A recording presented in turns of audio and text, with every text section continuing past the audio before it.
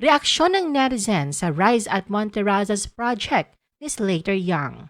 Ang Pinoy Big Brother alum and engineer na si Slater Young ay nakatanggap ng backlash mula sa mga nag-aalalang individual kasunod ng pag-unveil ng kanyang pinakabagong real estate project sa Cebu. Ang mga netizens matapos makita ang scale model ng proyekto ay agad na nagpunta sa iba't ibang social media sites upang ihayag ang kanilang pag-aalala tungkol sa mga posibleng nakakapinsalang epekto sa kapaligiran ng The Rise at Monterrazas. Ang The Rise at Monterrazas ay tatayo sa gilid ng bundok sa Guadalupe, Cebu City. Sa isang YouTube video, inilarawan ni Slater na ang disenyo ng The Rise at Monterrazas ay inspired by Banawi Rice Terraces. Ang setting ng property ay hindi umayon sa ilang mga netizens. Tinawag pa nga ng ilan na ito daw ay isang detached from reality at dangerous dahil nagbabanta di umano ito sa ecosystem sa lugar. Ang iba ay nagpahayag ng pangamba sa pag-iisip ng malawakang deforestation sa panahon ng pagtatayo na humahantong sa mga posibleng sakuna tulad ng pagguho ng lupa at pagbaha. Isang Twitter user ang nag-tweet ng screenshot ng post ni Slater at nilakipan niya ito ng caption na "What no social sciences education does to a STEM student charot."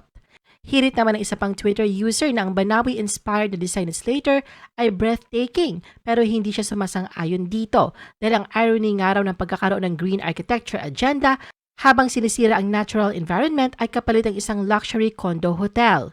Nalungkot naman ang isa pang Twitter user sa project ni Slater na ginawa lang daw ito ng mga elitista para sa kapwa nila elitista na walang pakialam kung makakalbo man nila ang kabundukan.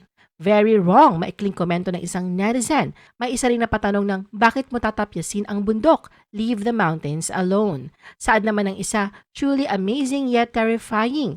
Once destroyed, nature's beauty cannot be repurchased at any price. Tanong naman ng isang netizen kung narealize ba raw ni Slater at ng kanyang team ang irony ng pagpopromote ng green architecture habang sinisira ang isang literal na bundok o wala ba raw talagang may kakayahang mag-critical thinking. Payo naman ng isang Twitter user kay Slater na kung wala raw itong ibang magawa, ay sana lumayo-layo ito sa kabundukan ng Cebu City. Napaka-out of touch nga raw ang project ni Slater at hiwalay sa kasalukuyang sitwasyon sa kapaligiran sa lungsod. Marami ring netizens ang naaawa sa makakalbong bundok.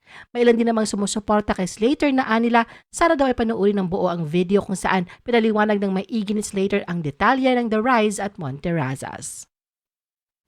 I-post ang inyong comments at reaction sa baba at huwag kalimutan na i-like at i-share ang video na ito. Gusto mo pa ba ng ibang showbiz videos?